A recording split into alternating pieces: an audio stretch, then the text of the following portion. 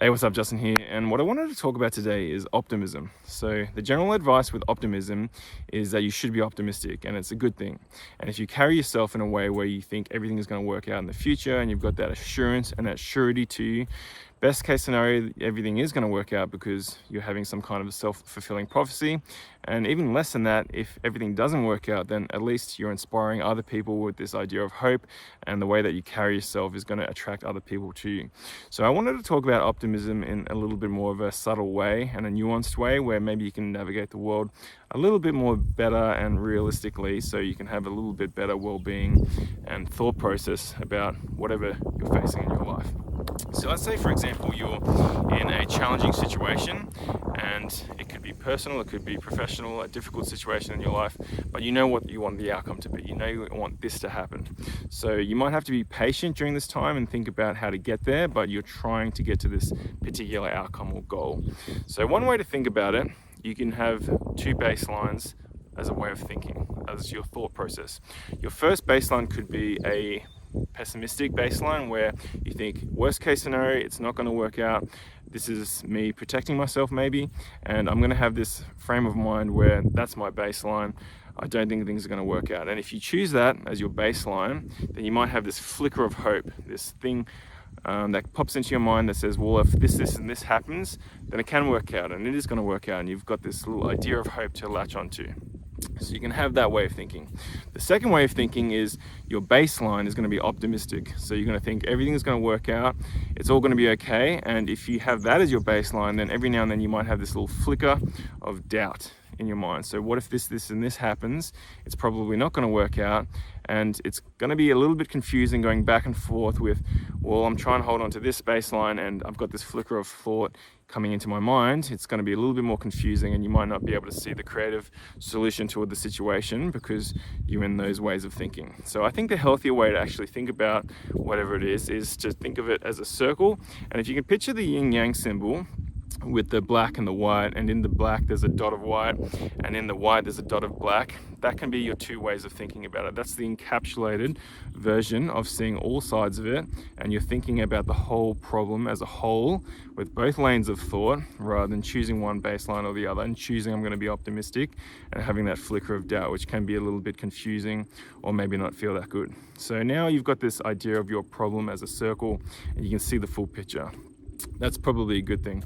So if you're in that place now that you can see the full picture and you can see both lanes of thinking, then you probably still won't see a way forward. So you might be having to stare at the ceiling at nighttime, trying to work out what's going to happen, stare at the mountains or stare at the ocean, and just let your mind clear and have that full creativity maybe come into you. Maybe this idea of this maybe supermind or spirit come into you where it can give you answers, and you've got this creativity that's coming out of maybe the universe to help you address the problem, and you've got to open yourself up to that space. So the thought process, and even though you can't see a way forward, is part of it. So you'll look back on it and think all those times staring at the mountains where I couldn't see an answer or whatever it is was actually part of you going through this. So the idea here is that you've got to be comfortable in uncertainty. It's very natural for the brain to want certainty.